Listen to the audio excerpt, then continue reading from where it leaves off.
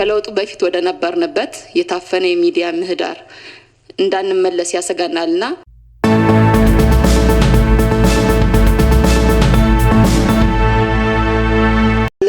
የገበያ ሁኔታ ኢተገማች እንደሆነ ይታወቃል። በመሆኑም ከጊዜ ወደ ጊዜ እየጨመረ የመጣውን የኑሮ ውድነት ህዝባችን በእጅጉ እያስመረረ ይገኛል። ስለሆነም ይህን ጉዳይ ለህብረተሰባችን ስጋት ሆኖ እንዳይቀጥል ችግሩን ለማቃለል መንግስት እያደረገ ያለ ጥረት ካለ ብራራልን። አመሰግናለሁ። ጥያቄን እንደሚከተለው አቀርባለሁ።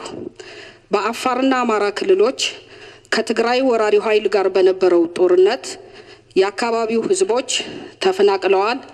የመንግስት ተቋማት፣ የህብረት ስራ ማህበራት፣ የግለሰብ ንግድ ድርጅቶች ቤቶቻቸው፣ ንብረቶቻቸው ውድመትና ዝርፊያ እንደደረሰባቸውና ከፍተኛ ችግር ውስጥ እንዳሉ የሚታወቅ ነው።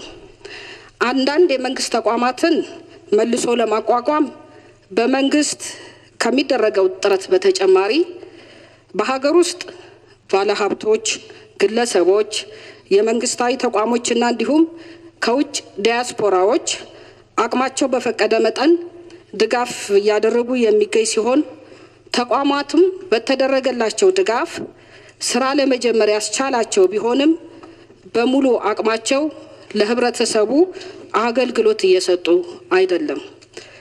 በመሆኑም ውድመትና ዝርፊያ፣ መፈናቀል ለደረሰባቸው አካባቢዎች መንግስት በዘላቂነት መልሶ ለማቋቋም ምን እየሰራ እንዳለ ማብራሪያ ቢሰጡን። በተጨማሪም በተለያዩ ምክንያቶች ከየክልሎች የተፈናቀሉ የህብረተሰብ ክፍሎችን ወደ ቤታቸው ወይም ወደ ቀያቸው ከመመለስና ከማቋቋም አንጻር ምን እየተሰራ ነው? አመሰግናለሁ። የአማራ ብሔራዊ ክልላዊ መንግስት በህግ የማስከበር ዘመቻ ከ4500 በላይ ሰዎች መታሰራቸውን ገልጿል። በአንዳንድ አካባቢዎች እየተፈጸሙ ያሉ ስሮች ተገቢውን የህግ ስነ ስርዓት ያልተከተሉና እገታም የታከለባቸው መሆናቸውን ህብረተሰቡ ይገልጻል። የኢትዮጵያ ሰብአዊ መብት ኮሚሽን ባወጣው መግለጫ በህግ ማስከበር ሂደት በተፈጠሩ ግጭቶችና በተወሰዱ እርምጃዎች በአማራ ክልል በሚገኙ አንዳንድ አካባቢዎች ሰዎች ላይ የሞት፣ የአካል ጉዳት፣ ንብረት ውድመት፣ እስራትና እገታ ተፈጽሟል። ዜጎች በህግ ቁጥጥር ስር መዋል ካለባቸው በህገ መንግስቱና በሌሎች ህጎቻችን ላይ በተቀመጠው መሰረት ብቻ መሆን አለበት የሚል ጽኑ እምነት አለኝ። በመሆኑም በዚህ ህግ ማስከበር ዘመቻ ሂደት ንጹሃን በጅምላ እንዳይጎዱና እያንዳንዱ ኦፕሬሽን በበቂ ማስረጃ ላይ መመስረቱን ለማረጋገጥ የተደረገው ቅድመ ዝግጅትና በአፈጻጸም ደረጃ ያጋጠሙ ችግሮች ካሉ ማብራሪያ ቢሰጥ። በተጨማሪም ከአንዳንድ የህብረተሰብ ክፍሎች እንደሚሰማው በተለይ ከኢትዮጵያ ታሪካዊ ጠላቶች ጋር አብሮ ኢትዮጵያን ለማፍረስ የመጣውን አሸባሪውን የህወሓት ቡድን በመመከት ረገድ ከፍተኛ ሚና የነበረውን አሁንም ከኢትዮጵያ የጸጥታ ኃይሎች ጋር በተጠንቀቅ ቆሞ ኢትዮጵያን ለመጠበቅ ምሽግ ውስጥ ያለውን ፋኖና የፋኖ አባላትን ማሰርና ማሳደድ እየታየ ነው የሚል ቅሬታ ስላለ በዚህ ጉዳይ ላይ ክቡር ጠቅላይ ሚኒስትር ግልጽ ማብራሪያ ቢሰጡን። በመጨረሻም ሰሞኑን እየተካሄደ የሚገኘው የህግ ማስከበር ዘመቻ በእኔ እምነት ህግ ቼክ ኤንድ ባላንስ የሚያስፈልገው ይመስለኛል። ምክንያቱም ከዚህ ቀደም አብዛኛውን ጊዜ እንዲህ አይነት በዘመቻ ህግ የማስከበር ስራ የሚከናወነው በአስቸኳይ ጊዜ አዋጅ ውስጥ ስንሆን በመሆኑ በህገ መንግስቱ አንቀጽ 93 ንዑስ አንቀጽ 6 እንደተጠቀሰው በምክር ቤቱ የሚቋቋም የአስቸኳይ ጊዜ አዋጅ አፈጻጸም ቦርድ ነበረ። ይህ ቦርድ ዋና ስራው የዜጎችን መብት አላግባብ እንዳይጣስና የህግ አካላት ተገቢ ያልሆነ ኃይል እንዳይጠቀሙ መቆጣጠርና ጥሰት ከተገኘ ለምክር ቤቱ ሪፖርት አቅርቦ ማስተካከያ እንዲወሰድ ማድረግ ነው። በአሁኑ ጊዜ በአማራ ክልል፣ በኦሮሚያ ክልልና በሌሎችም አካባቢዎች ኮማንድ ፖስቶች ተቋቁመው የሚካሄዱ ኦፕሬሽኖች የአስቸኳይ ጊዜ አዋጅም ሆነ የአፈጻጸም መርማሪ ቦርድ በሌለበት ሁኔታ እየተሰሩ ስለሆነ የዜጎችን መብቶች ሳይሸራረፉ ያከበሩ ስለመሆናቸው እንዴት ክትትል እየተደረገ እንደሆነ ማብራሪያ እንዲሰጥ ፈልጋለሁ። አመሰግናለሁ። በልዩ ልዩ የሚዲያ አማራጮች የሚሰሩ ጋዜጠኞች ታስረዋል። ይህን አስመልክቶም የኢትዮጵያ ሰብአዊ መብት ተሟጋችና ዓለም አቀፉ የጋዜጠኞች መብት ተሟጋች የጋዜጠኞች እስር አሳሳቢ መሆኑን ገልጾ መግለጫ አውጥቷል። ክቡር ጠቅላይ ሚኒስትር፣ ጋዜጠኞቹም ሆነ አክቲቪስቶች ወይም ሌሎች የህብረተሰብ ክፍሎች ሀሳባቸውን ስለገለጹ ብቻ ከሆነ እየታሰሩ ያሉት ከለውጡ በፊት ወደ ነበርንበት የታፈነ የሚዲያ ምህዳር እንዳንመለስ ያሰጋናልና በዚህ ጉዳይ ማብራሪያና አስተያየት ቢሰጡ ጠይቃለሁ። አመሰግናለሁ። ጥያቄ በመቀጠል አቀርባለሁ። እንደሚታወቀው በየጊዜው በሀገራችን በሚከሰቱ ችግሮች በውጭና በውስጥ ባሉ ችግሮች ምክንያት የስራ አጥነት ቁጥር እየጨመረ ከመሆኑም በላይ በየጊዜው ችግሮችን እየፈጠረ ይገኛል። ሆኖም መንግስት በተቻለ መጠን የስራ ዕድል ፈጠራን በማበረታታት እነዚህን የስራ አጦችን ቁጥር ለመቀነስ እየሞከረ ቢሆንም አሁን ችግሩ ከጊዜ ወደ ጊዜ በከተማም ሆነ በገጠር እየጨመረ ስለሚገኝ ከመረጃ መኳያ ወደ 17.7% የሚሆኑ እስካሁን ድረስ የስራ አጥ መሆናቸውን ያስረዳል። ስለዚህ መንግስት ይህንን ለመቀነስ ምን ጥረት እያደረገና ስትራቴጂ የቀየሰ መሆኑን ቢብራራ። በተጨማሪም ከሁሉም በላይ ክቡር ጠቅላይ ሚኒስትር አካል ጉዳተኞች የዚህ ተጋላጭ ናቸው። በተለይም በዩኒቨርሲቲ መንግስት እያገዛቸው ተምሮ የሚወጡት በዲፕሎማም በዲግሪም በሌሎችም ቴክኒክ ስኩል ተምሮ የሚወጡ ልጆች አካል ጉዳተኞች የስራ ዕድል እያገኙ አይደለም። የስራ ዕድል ለማግኘትም ወዲህ ለመዘዋወርም ይቸግራቸዋል። ስለዚህ በተለየ ሁኔታ በክልልም ሆነ በፌደራል ደረጃ ይህንን ለመከታተልና በተቻለ መጠን መፍትሄ ለማስገኘት ምን ጥረት እየተደረገ ነው? መንግስቱ አሁንም ቢሆን ለአካል ጉዳተኞች የተለየ ትኩረት እንዲሰጥ በክብር ጠይቃለሁ። አመሰግናለሁ። አመሰግናለን። በተነሱ ጥያቄዎች ላይ ምላሽና ማብራሪያ እንዲሰጡ ለክቡር ጠቅላይ ሚኒስትር እድል እንሰጣለን።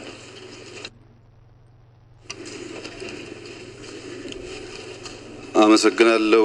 የተከበሩ አፈ ጉባኤ፣ የተከበራችሁ የምክር ቤት አባላት፣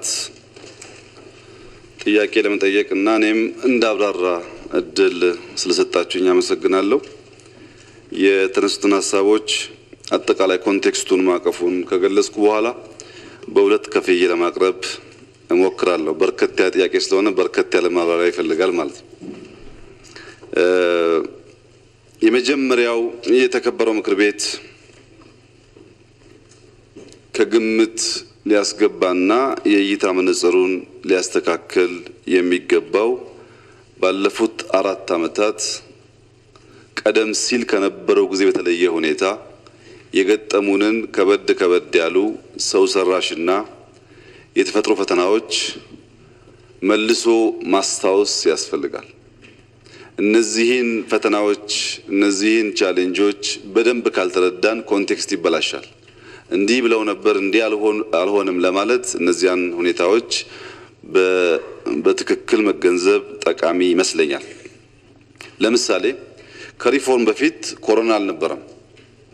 ኮሮና ስላልነበረ ኮሮና እንደሚመጣም ደግሞ አጋጣሚ ሆኖ ጠንቋይ ስለማንቀልብ እኛም ስለማናቅ ምን ሊመጣ እንደሚችል መገመት እኛም ዓለምም አንችልም።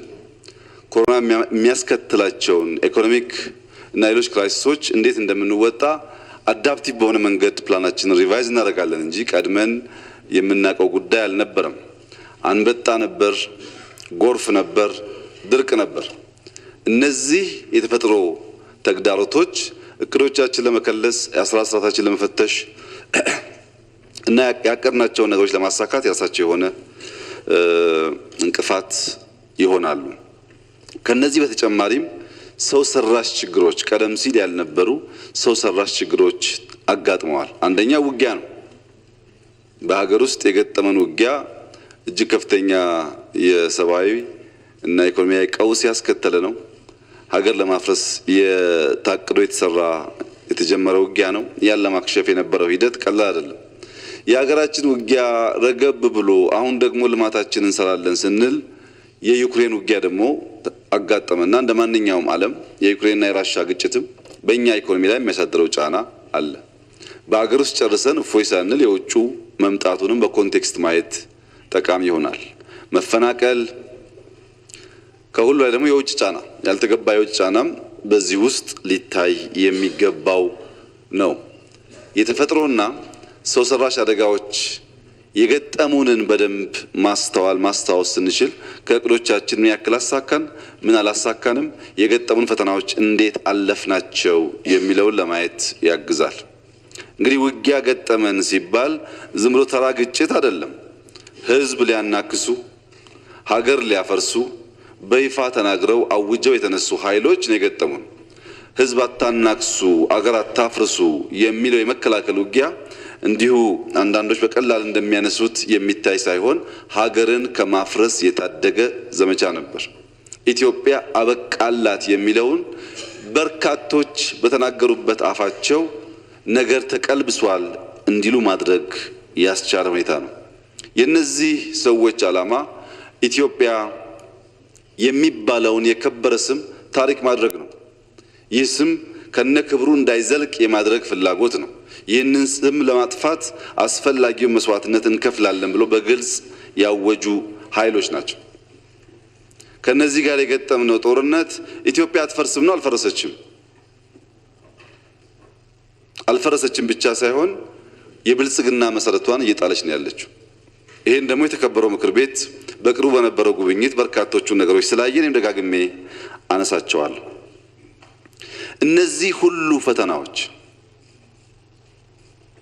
እነዚህ ሁሉ ችግሮች ያጋጠሙን ደግሞ በወጉ ሳንደራጅ ነው። ተቋም ሳንፈጥር ከላይ እስከ ታች እንደ መንግስት ሳንቆም የገጠመን ችግር ነው። ሲሚላር ችግር ነገ ቢገጥመን የምንወጣበት መንገድ ከትናንትናው ይለያል። ዛሬ የተሻለ ቁመና ስላለን በተሻለ መንገድ ሃንድል እናደርገዋለን።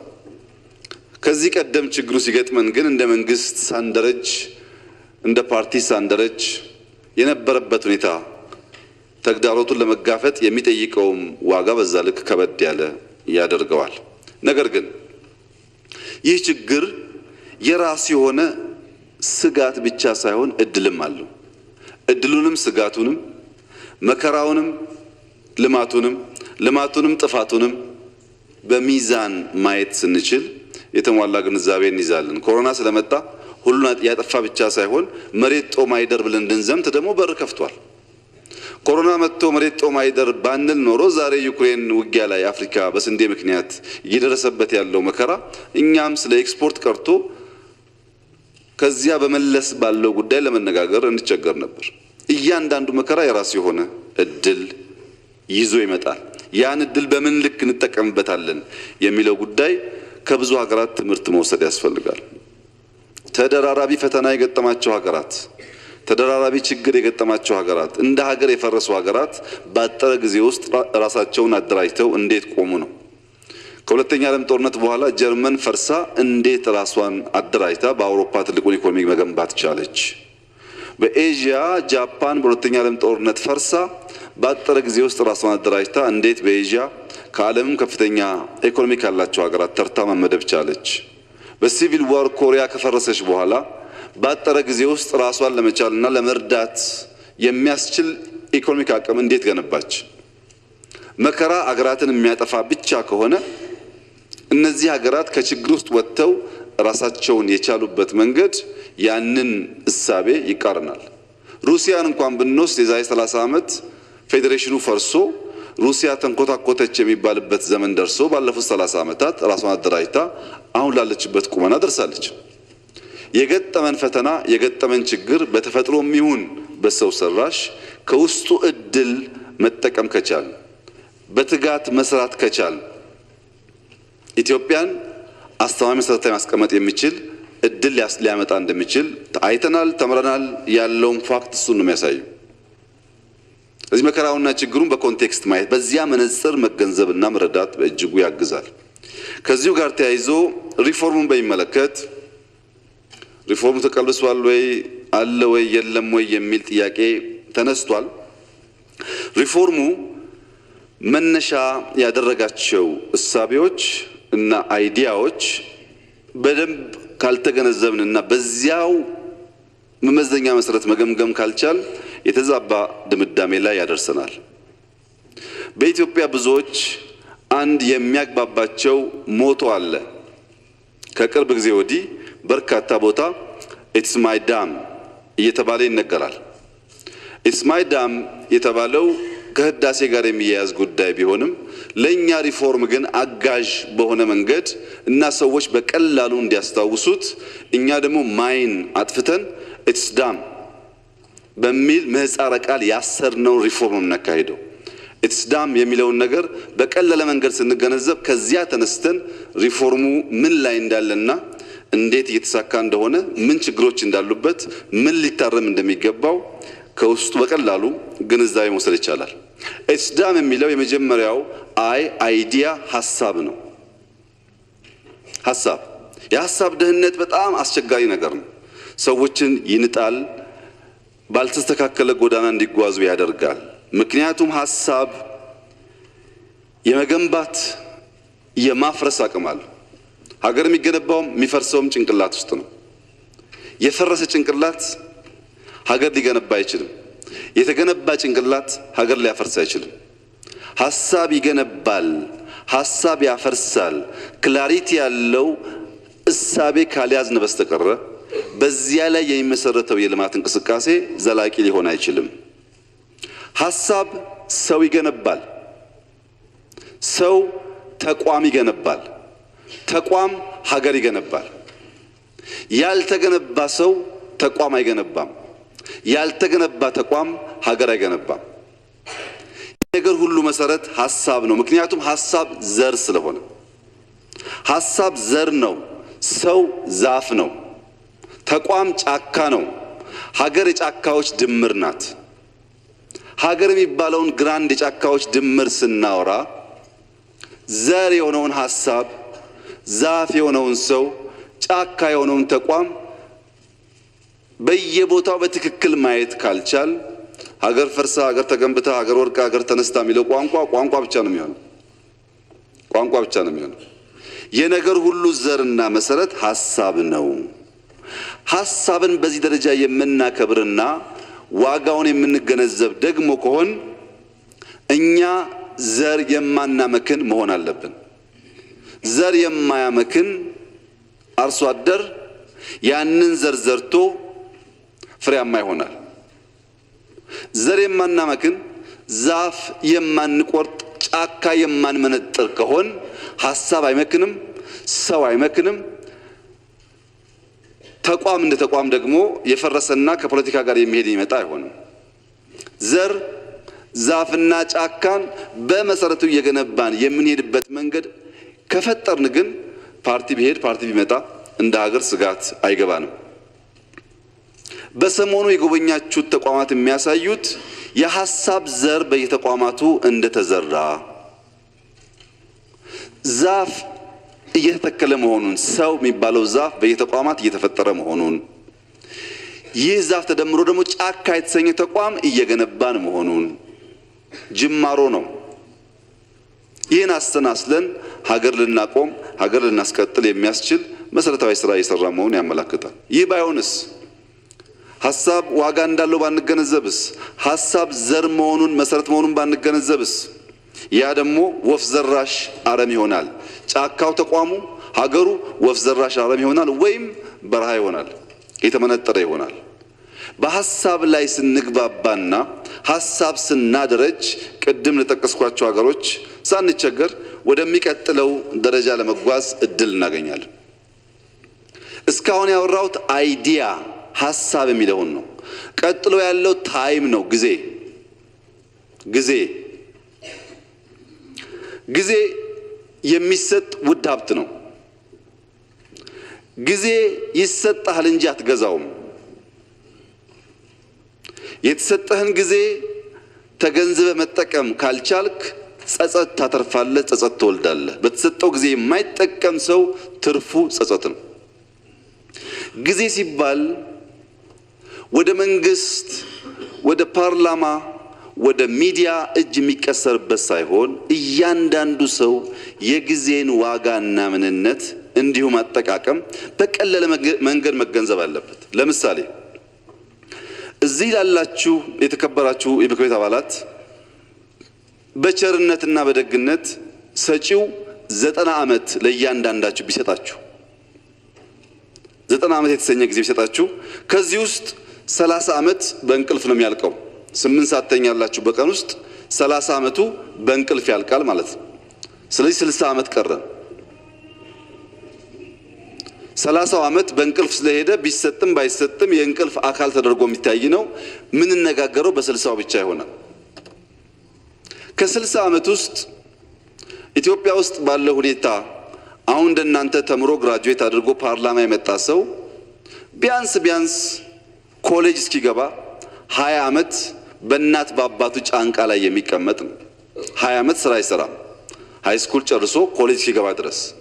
ግን ምናልባት ኢትዮጵያ ውስጥ ሰዎች ሃይ ስኩል ከደረሱ በኋላ ቤተሰቦቻቸውን ያግዛሉ፣ ውሃ ይቀዳሉ፣ በእርሻ ይተባበራሉ ብለን 20 ከምናደርገው 15 እናድርገው። 15ቱን ዓመት በእናት በአባቱ ጫንቃ ላይ ይቀመጣል። ከዚያ በኋላ ነው ስራ የሚጀምረው ብንል ከ60 15ቱን ቀንሱ 45 ቀረ።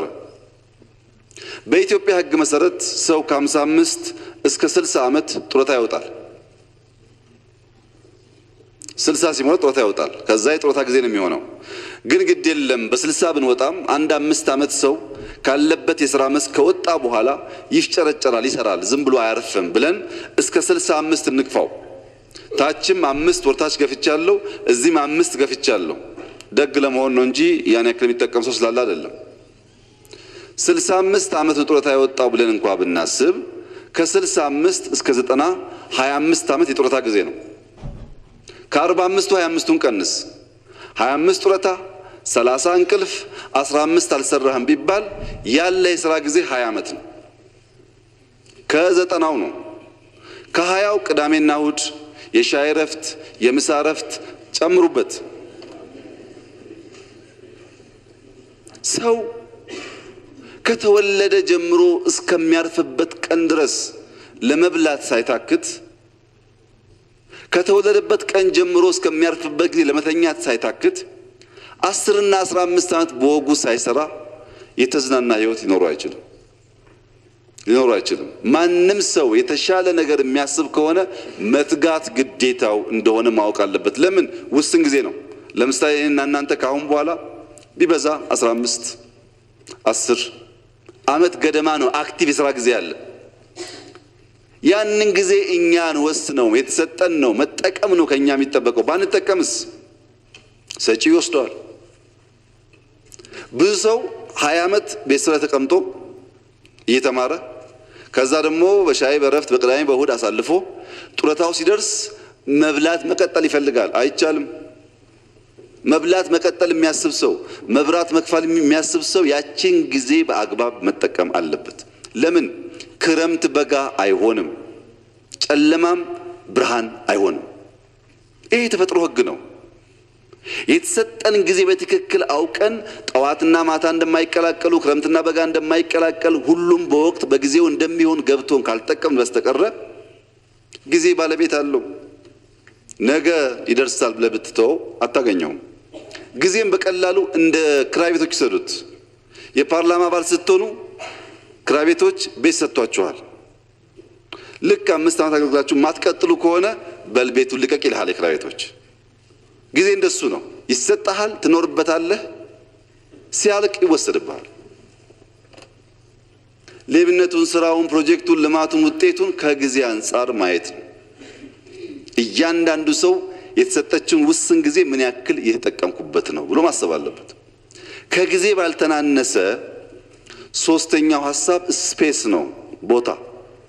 ብዙ ጊዜ ሰዎች ለጊዜ ከበድ ያለ ነገር ሰጥተው ለስፔስ ዝቅ ያለ ቦታ ይሰጣሉ። ሰው ግን የጊዜ ብቻ ሳይሆን የቦታ እስረኛ ነው። ሰው የጊዜ ብቻ ሳይሆን የቦታ እስረኛ ነው። ሰውን ከቦታ ውጭ ነጥሎ ማየት አይቻልም። ሁሉ ነገር የሰው እንቅስቃሴ በቦታ ውስጥ ያለ ነው። ለምሳሌ አልጋ ሰው የሚተኛበት ቦታ ነው፣ ስፔስ ነው። ቤት ሰው የሚኖርበት ስፔስ ነው። ትምህርት ቤት ሰው የሚማርበት ስፔስ ነው። ቸርች፣ መስጂድ ሰው የሚያመልክበት ስፔስ ነው። መንገድ ሰው የሚጓዝበት ስፔስ ነው። የእርሻ ማሳ የሚያርስበት ስፔስ ነው። ሁሉ ቀርቶ ሲያልቅ ጊዜው ሲሞት ሲቀበር የሚያርፍበት መቃብርም ስፔስ ነው። ስፔስ ነው። ሁሉ ነገር በስፔስ ውስጥ ያለ ነው። ስፔስን በወጉ የሚረዳ የሚያይ የሚጠቀም ሰው ይለማል፣ ይበለጽጋል፣ አይለምንም። ስፔስን በወጉ መጠቀም የማይችል ሰው ግን ይደህያል። ለምሳሌ የበጋ ስንዴ ሲባል እያንዳንዱ ዜጋ መገንዘብ ያለበት በበጋ ወቅት የረሳነው መሬት የረሳነው ስፔስ መጠቀም ማለት ነው። ክረምት አርሰን በጋ የጣልነውን ቦታ አይ በጋም ጥቅም ላይ መዋል አለበት ብሎ መጠቀም መቻል ማለት ነው። ጊዜውም ስፔሱም ያለውን ጉድኝት ማየት ይጠቅማል። እኛ ስለ ስፔስ ያለን ግንዛቤ እጅግ ያነሰ በመሆኑ በርካታ ነገር መቀየር ስንችል በማይቸግረን ቦታ ራሳችን ተይዘን ታስረን መርዳት የሚችል ሀገር ለማኝ አድርገናል።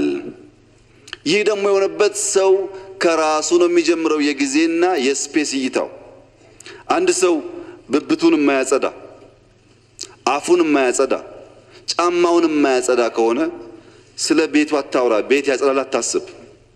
ላው ላይ ያለውን ስፔስ በትክክል ያልጠበቀ የከበረውን ማንነት ያልጠበቀ ሰው ቤት አይጠብቅም። መጀመሪያ ጥርስ ማጽዳት፣ ጫማ ማጽዳት። ያ ግንዛቤ ያለው ሰው ደግሞ ቤቱን እንደሚያጸዳ መገመት ይቻላል። ይሄ በግለሰብ ደረጃ። ቤተሰብሳ ኩሽና ካላጸዳ፣ ሽንት ቤት ካላጸዳ፣ ጓሮን ካላጸዳና ካልተጠቀመ ቤት በኩል ነው አንድ ቤተሰብ ከተማውን ያጸዳል የሚባለው። አንድ ሰው ራው ላይ ያለውን ሳያጸዳ ቤቱን አያጸዳም። አንድ ቤተሰብ 5፣ 6፣ 10 ቤተሰብ በጋራ የሚኖር በጋራ የሚጠቀምበትን ኩሽና ሽንት ቤት ካላጸዳ ከተማውን አያጸዳም። አንድ መንደርተኛ፣ አንድ ሰፈርተኛ፣ አንድ ጎረቤት ደግሞ ኔበርሁድ የሚባለው ደግሞ ሰፈሩን በትብብር ካላጸዳና ካልተጠቀመ ሀገሩን ሊያለማ አይችልም። ሀገሩንም አያውቀውም እኮ። ከእናንተ መካከል ኢትዮጵያን ከጫፍ ጫፍ የሚያውቅ ስንት ሰው አለ? 5 ሰው የለም። አናቅም እኮ ሀገራችንን በወጉ። ሰው ሰፈሩን ሳያጸዳ ሰፈሩን ሳያስተካክል ሀገሩን ያጸዳል ማለት ዘበት ነው። ቤተሰብ በቤት በጋራ የሚጠቀምበትን ከባቢ ሳይጠቀም ከተማውን ያጸዳል የሚለው ነገር ዘበት ነው። ስፔስ ላይ ያለን ግንዛቤ ልክ እንደ ጊዜው ግልጥ ያለና የታወቀ ካልሆነ በስተቀር ልማት ችግር ነው። ለዚህ ነው እንግዲህ በርካታ ኢትዮጵያውያን አዲስ አበባ የጠበበን፣ ሶፍ ዑመር የተረሳው፣ ላሊበላ ያረጀው፣ ኮይሻ የተዘነጋው ስለ ስፔስ ያለን ግምት እጅግ ውስን ስለሆነ ነው። አይገባንም ስፔስ። በቅርቡ እዚሁ አዲስ አበባ አካባቢ ቦታ ስናፈላልግ ለአንዳንድ ጉዳይ የሆነ የሚገርም ቦታ አየን። መኪና አይገባበትም ቦታው፣ በእግር ነበር ምን ሄደው እና እኔም ከኔ ጋር የነበሩ ሰዎች ደነገጥን። እንደዚያ ያለ ከፍታ፣ እንደዚያ ያለ የሚያምር ቦታ አዲስ አበባን ቁልጭ አድርጎ የሚያሳይ ልክ እኔ እንደማያችሁ የሚያሳይ ቦታ በዚህ ከባቢ አለ ብለን አስበን አናውቅም። ስለ እንጦጦ እያወራሁ አይደለም። ለማንኛውም ይሄ ቦታ ብዙዎች ሊዝናኑበት የሚችሉት በጣም በጣም ምርጥ ቪው ያለ ስለሆነ ብለን ኮብልስቶን ሰርተን እያዘጋጀን ነው። በሚቀጥለው ሳምንት ታዩታላችሁ። ግሪን ሌጋሲ ምን ጀምሮ እዛ ስለሆነ ለምንድን ነው ይሄንን ቦታ እስካሁን ያላየነው? ምናልባት እኛ ትንሽ ራቅ ያልን እንሆናለን ብለን ለከተማው ቀረብ ያሉ ሰዎች ይዘናቸው ሄድን። ያቁት እንደሆን ብለን አያቁትም። ለስፔስ ለታይም ያለን ለሐሳብ ያለን ግምት እጅግ ውስን ስለሆነ እንደተባለው ነው። ችግር ስንተነትን እንኖራለን። መፍትሄ የሚባል ነገር የለም። ኢትስ ያልነው አይዲያ ታይም እና ስፔስ ነው። ዳም ያልነው ዲዩቲ እና ሞራል ነው። ዲዩቲ ሲባል ስራ ሲባል መድከም አይደለም። 8 ሰዓት ቢሮ ቆይቼ መጣሁ ደከመኝ አይደለም። ከሰራህ ፍሬ ማፍራት አለበት። ውጤት መታየት አለበት። ከጀመርክ መጨረስ አለብህ። ህዳሴ ጀምሬያለሁ፣ ሱካር ጀምሬያለሁ ሳይሆን ማለቅ አለበት። መጀመርና መጨረስ መድከምና በመድከም ልክ ፍሬ ማፍራት የሚያስችል ስራ ማለት ነው። ለምን የሚሰራ ሰው አይለምንም፣ ያካፍላል። የሚሰራ በስራ እንደሚጠቀም እንደሚያገኝ የሚያቅሰው አርሶ አደርም ቢሆን ከማሳው ያካፍላል እንጂ አይለምንም። የሚሰራ ሰው አያባክንም፣ ዝም ብሎ አይረጭም። እንዴት ደክሞ እንዳመጣው ስለሚያውቅ ይቆጥባል። የሚሰራ ሰው የእጦት ጭንቅላት የለውም። በስራ ውስጥ ኢኖቬተር ፈጣሪ ስለሆነ የተትረፈረፈ ሐሳብ ነው ያለው፣ የማካፈል ሐሳብ ነው ያለው፣ የመስጠት የማጋት ሐሳብ ነው ያለው። ከዚህ ሐሳብ የተነሳም በሰላም መኖር ይችላል። ስራ እንደኛ በደህንነት ላሉና ልመና እንደተለማመዱ ሀገራት እጅግ ወሳኝ ነገር ነው። ከስራ አንጻር ሁላችን መገንዘብ ያለብን ምድር ለሚሰራ ሰው ክብርን፣ ለሚያወራ ሰው ችግርን፣ ለሚበላ ሰው መቃብርን አትነፍግም። ከበላህ የሆነ ጊዜ ስትሞት ትሰጣለች ቦታ፣ አትከለክልህም። ምድር ደግ ናት። ካወራህም ችግር ታስታቅፋለች፣ በወሬ ችግር እንጂ ውጤት ስለማይመጣ። ከሰራህም ታከብርሃለች። የሚሰሩ ሰዎች ጠዋት ቢወቀሱ ጠዋት ቢነቀፉ ማታ ሞገስና ክብር ይጠብቃቸዋል። ስትሰራ አሁን ያለውን ጫቃታ ሳይሆን ነገ ይመጣውን ክብር እያሰብክ መሆን አለበት። የጠዋት ወቀሳ የማታ ሞገስና ክብር ስለሚያመጣ እስቲኛ ውስጥ ኢትዮጵያ ውስጥ የማይሰራ አይብላ ቢባል ከ100 ሚሊዮን ስንት ሰው ይበላል ብላችሁ ታስባላችሁ? የማይሰራ ሰው እንዳይበላ ብላችሁ አዋጅ ብታወጡ፣ ህግ ብታወጡ ይሄ ትንሽ ይከብዳል። እናንተንም ምናልባት ላይመር ስለሚችል የማይሰራ ይቅርና ተክቶ የማይሰራ ሰው 40 ጅራፍ ይገረፍ ቢባል ከዚህ ውስጥ ስንት ሰው ነው ሳይገረፍ የሚወጣው ነው ጥያቄ። ህግ አወጣችሁ በቃ ካልሰራ አትብላ፣ እሱም ከባድ ስለሆነ ግድ የለም ትንሽ ትንሽ ቅመስ፣ ግን 40 ጅራፍ ትገረፋለህ ብትሉ ከ100 ሚሊዮን ስንት ሰው እንደሚተርፍ እናንተ አስቡበት። ወገኖቼ መስራት አለብን። በስራ ብቻ ለውጥ የሚወጣው 7 ቀን ነው እኛ የምንሰራው። 3 እና 4 ሰዓት እየተኛ ነው እኛ የምንሰራው። ለምን? ውጤት ፍሬ ስለምንፈልግ። ቅድም አንድ ወንድሜ በመግቢያ ንግግሮ ብሎ ያነሱትን ጉዳይ በኋላ መጣበታለሁ። በጣም የረሳኋቸውን ቁም ነገሮች ስላስታወሱኝ። ለምሳሌ የወሰን ጉዳይ ይመለሳል ብለው ነበር አሉ። እንዴት እንደረሱ አላውቅም። ሲዳማ የራሱን ክልል እንዳወጀ፣ እንዴት ምዕራብ በሰላማዊ መንገድ የራሱን ክልል እንዳወጀ እንዴት ማስታወስ እንዳልቻለው አልገባኝ። እሱ ማለት እኮ ነው የወሰን ጉዳይ ሲባል የህዝቦች ጥያቄ ህጋዊ በሆነና ሰላማዊ በሆነ መንገድ በህዝቦች ድምጽ ምላሽ መስጠት መቻል ማለት ነው። የመጨረሻው ሞራል ነው። አይዲያ፣ ታይም፣ ስፔስ፣ ዲዩቲ ኤንድ ሞራል ኢትስ ዳም ያልኳችሁ እሱ ነው። ሞራል በተለይ ሌብነት፣ የተከበሩ የምክር ቤት አባል ከሌብነት ጋር ተያይዞ ጥያቄ አንስተዋል። ሌብነት ቅድም ያነሳቸውን ነገሮች ሁሉ የሚያፈርስ ካንሰር ነው፣ ነቀርሳ። የሚሰርቅ ሰው ስለ ጊዜ፣ ስለ ስፔስ፣ ስለ ሀሳብ ቢገባውም ባይገባውም ትርጉም የለውም። ሰራቂ ማለት አጉዳይ ማለት ነው። ግን የኛ ሌብነት መንግስት እንደሚባለው ነው ወይ?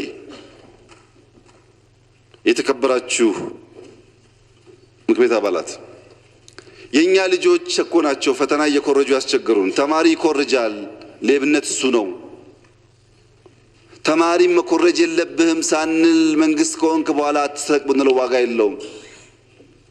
የሌላ ሰው እኮ ነው ከኬንያ መጥቷል ለሚኮርጀው፣ የኛ ልጆች ናቸው የሚኮርጁት።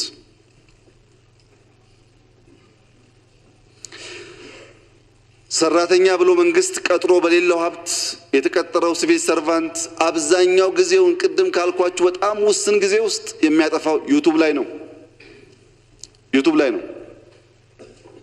ዩቲዩብ ማለት የሀገርና የህዝብን ጊዜ ሰርቀህ አልባሌ ወሬ ስትሰማ መዋል ማለት ነው። ዩቲዩብ ውስጥ አስተማሪ ጉዳዮች አሉ፣ ጠቃሚ ጉዳዮች አሉ። በፕሮግራም እነሱን ማድመጥ ጠቃሚ ነገር ነው። ነገር ግን አብዛኛው ሰው ያለው እዛ አይደለም። ይሄ ሌብነት ነው። ካሽ መቀባበል ብቻ አይደለም። ምክንያቱም ጊዜን ስለሚበላ